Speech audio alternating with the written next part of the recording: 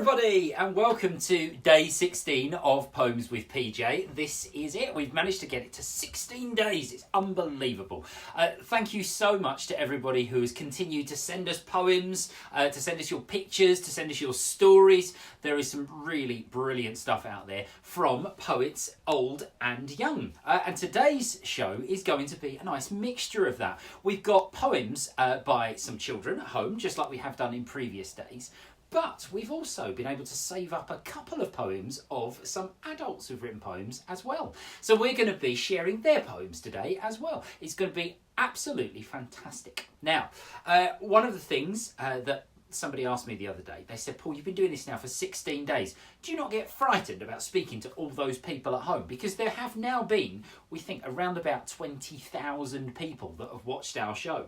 And really, that's a lot of people, that's a lot of numbers to kind of think about. And I don't really try and think about it because I don't get nervous anymore. I used to get nervous when I was really tiny, when I hadn't done this sort of thing before. But now, I've done it lots and lots of times. I've performed lots of times. But I did remember what it was like when I did get nervous on stage. And some of you might have had times where you've been in assembly or you've been asked to read in front of the class or perform a song or something like that. And I thought about it and I thought, I wonder what it must be like to feel nervous like that. And so I wrote this poem and it's called Stagefright. I tried to hide. I tried to run. But no, it seems my time has come. My teacher points down at the page. My cue to go out on the stage. My brain explodes. My body freezes. Confidence is shot to pieces. What if all these people here shout and boo and hiss and jeer? What if they see what I see? The butterflies inside of me. The grumble there inside my tum. The nerves that cause my pulse to run.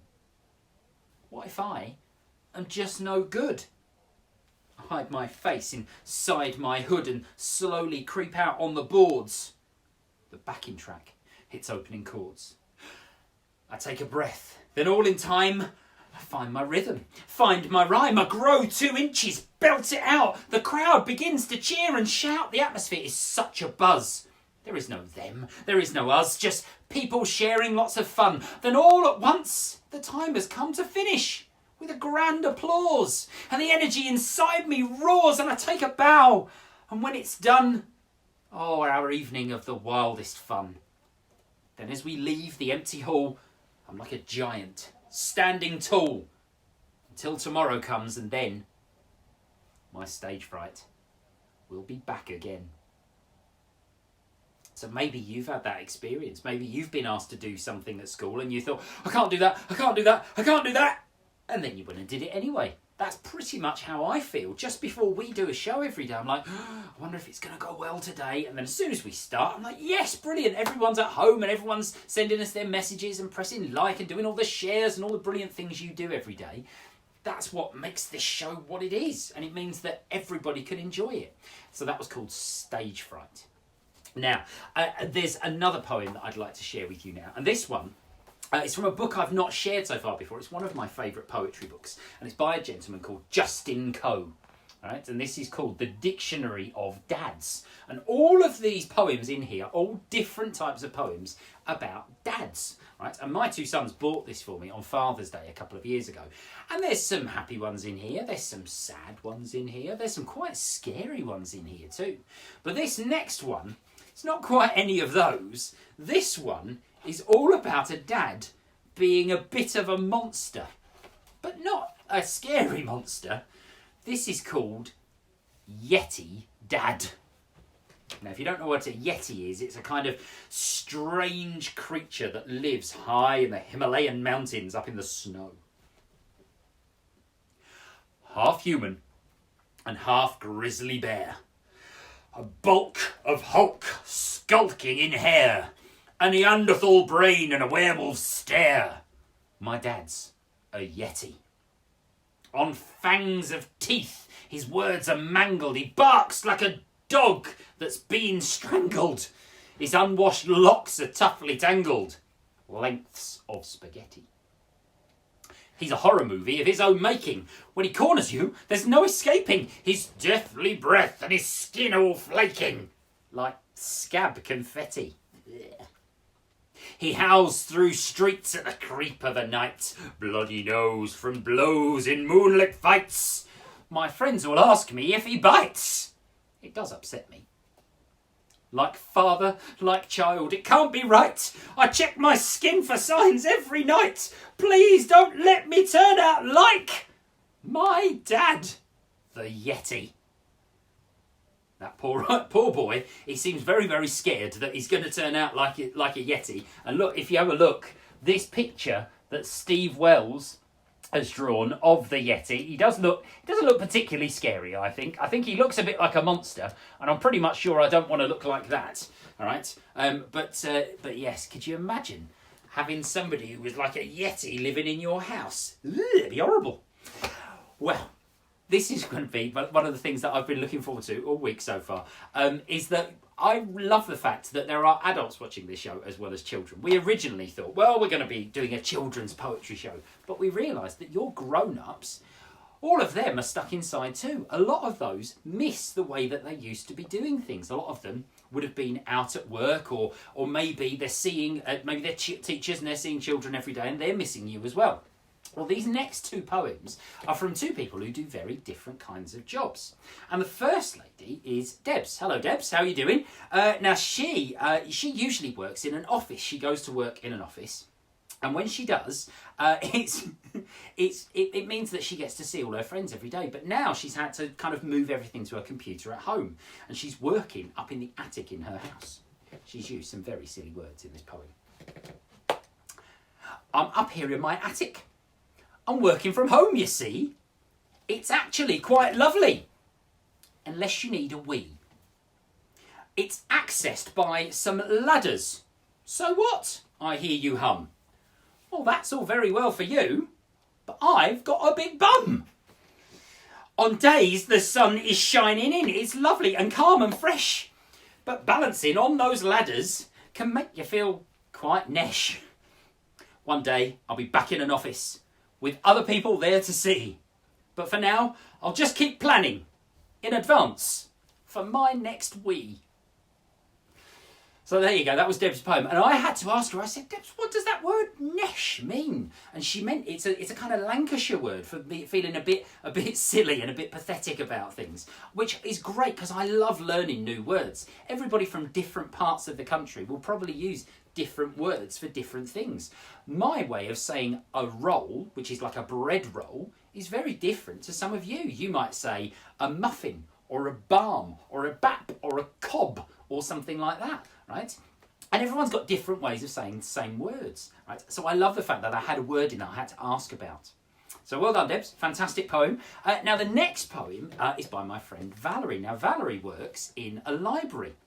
She's a librarian, and I'm going to give a big shout out because I know that some of the people from Queen Elizabeth Grammar School, hello there, you guys have been watching the show and sending your poems in as well. Well, Mrs. Dewhurst has sent in a poem as well, and she has written a brilliant piece, and this poem is all about the journey of one of these things, okay, that they usually live in the library, the books, but now one of those has gone on a journey. It's quite a long poem, but it's a really, really good one, and I want to read all of it to you. It's called The Lockdown Library Book Journey. I remember the day you chose me. During my library lesson, you read my blurb, a snippet or two, becoming your choice at the end of the session. You asked the librarian what you thought, and she certainly approved me. You got so excited, you had the passion. I could hear you agree. You asked your English teacher for expert advice, a reply of yes and a happy smile. Not once, not twice, but thrice. Stood in the queue, remembering your PIN, and then the moment came. The librarian smiled, the scanner bleeped. My barcode revealed your name. I received a date. My first page was stamped, and you couldn't wait to take me. You gripped me tight, flicked my pages. This I could truly see. and the school bell went. It was time to leave. Home time was soon upon us. You packed your bag, not forgetting me, rushing to the bus. You jumped right on, grabbed your seat, holding me so tight, and giggled with your friends, shared a joke, looking forward to the night. The driver's foot soon on the pedal, not knowing when we'd return. Off we went on the busy roads, carefree of worry or concern. When we reached your home, I saw your house. This was all brand new to me. You unpacked your school bag and out I came, wondering where on earth I could be. My pages moved and you started to read. My story unfolded. You smiled with glee. You read along, absorbed the plot. The room almost exploded. You shared your thoughts. You pampered me, then recommended me to a friend. Do enjoy me. Read me daily. On this, I will depend. I'm here to stay now, for a while. Nobody knows how long.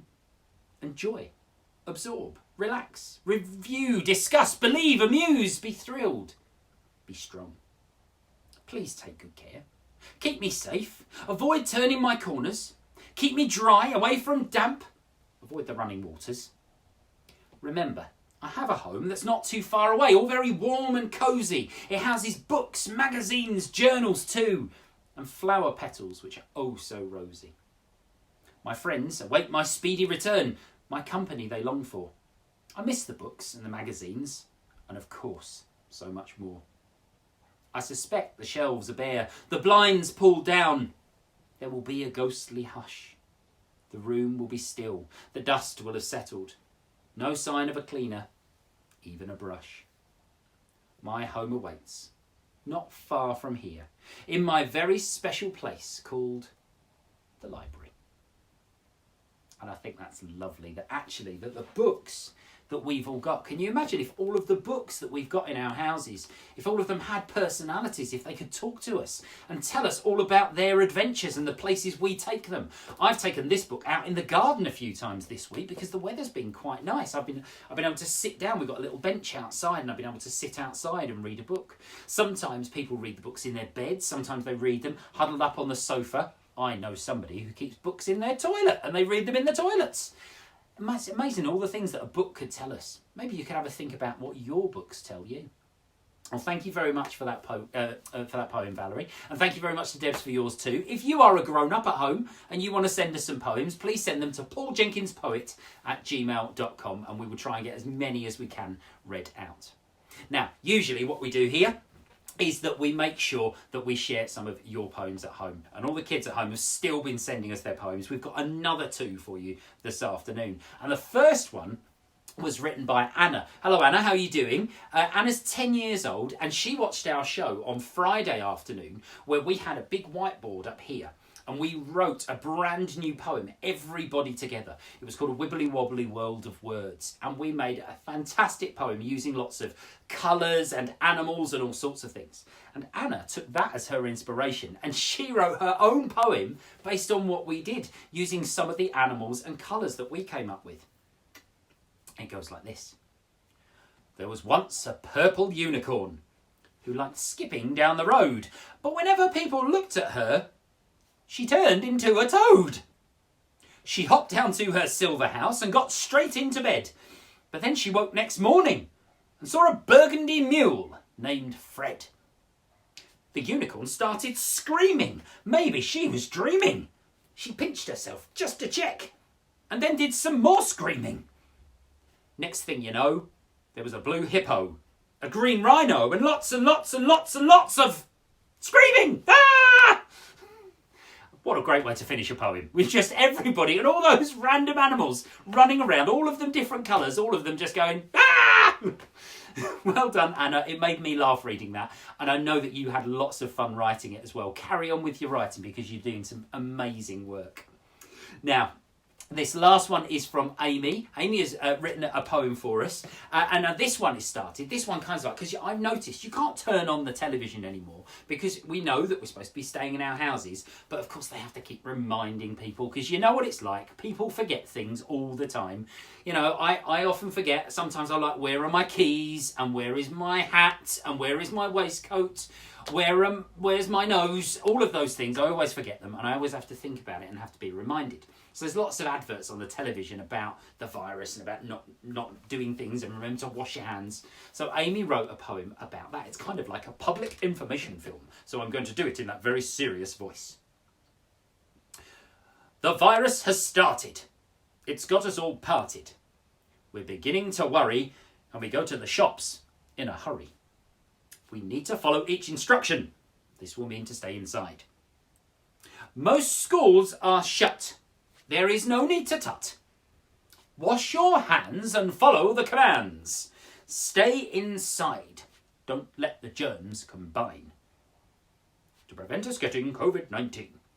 Stay inside for several days and follow the special way. Your hands may crack, but don't go back from washing your hands all day. There you go. That was a very kind of, it was a tell you off poem, that one, wasn't it? Making sure that we all remember all of those things. And it is really important to remember those things because we can forget. How many times have you got to eat your dinner and somebody said to you, have you washed your hands yet? And you've gone, oh, I forgot again. Just remember to keep doing it. Remember to wash your hands. Remember to not go out. Remember to stay away from people if we're out walking and getting our exercise and all those things. And then we'll all be fine, won't we? So, those have been our poems so far. And we've got one more poem today. And you'll have noticed again, I've not revealed who it is that's going to be joining our group of people up here. Remember Tag the Tiger from yesterday? Well, Tag's up here. Tag is now balancing Mickey Mouse upon his head, which I think is a very clever thing for a tiger to do. But this next person is somebody from a film. A film you might know, because it's quite a famous film that's set a long time ago in a galaxy far, far away. And this is a Jedi Master. Oh, yes, it is Yoda. Today I get to do my Yoda impression. Hello, everybody at home. So, yes, I've been practicing my Yoda impression for a great number of years. What do you think, Yoda? I think it is a very good impression of Yoda. You can rate my Yoda impression in the comments down below if you wish to. Now, the thing you will know about Yoda, if you've seen Star Wars or you've seen any of the Star Wars films, is that Yoda doesn't usually speak in the right order. He gets his words back to front. And I thought, that's a bit weird. He's a really powerful Jedi Master with lightsabers and all sorts of other things, but he hadn't learned to talk properly. I wondered why it was that was the way things were. And so I looked it up. And Yoda actually has a very special way of speaking in something called Binominals. Binominals. I didn't even know that was a thing. And it's when words, you know, when words, you expect them to be a certain way, like salt and pepper, day and night, black and white, ant and deck. All of those things, you expect one to go after the other, don't you, Yoda? Yes, I do. Well, Yoda does the exact opposite. And so I thought, what might it be like if we wrote a poem about Yoda? And I tried to take all those things that we'd expect to have one way, and I flipped them round and tried them the other way instead. And it's called Backwards Speaks the Yoda. Backwards speaks the Yoda. From dawn of night till noon. Confusing? Ah, but you will learn. Not later, but so soon. Chips and fish for tea he has. Butter and some bread. Biscuit with a tea in cup is how this Jedi's fed. He knows just how to roll and rock, though he is front to back. Much fun is speaking Jedi ways. It's clear as white and black. He's off and on, and wide and far. He knows his don'ts and do's.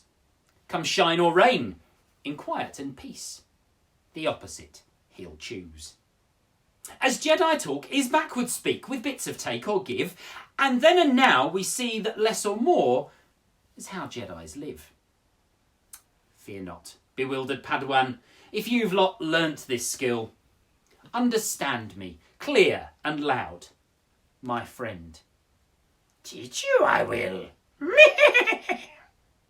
So there we go.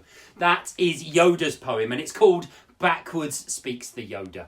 And I had a real problem writing that poem and switching everything around and making it backwards. It was a bit topsy-turvy and upside down. maybe you can think of even more of these binomials, things that are back to front if you say them the wrong way. Salt and pepper. Can you imagine saying, I'd look quite like pepper and salt on things? Just doesn't sound right, does it? Anyway, that's for another day. But thank you so much for tuning in. Remember, if you've got poems of your own that you'd love to share with us, please send them to pauljenkinspoet@gmail.com and we will get to sharing them here on the show. Remember as well that the show appears on YouTube if you want to share it that way. So if you go to Paul Jenkins Poet, you can share it through there as well. We will see you tomorrow for another dose of poetry. But for now, see you soon.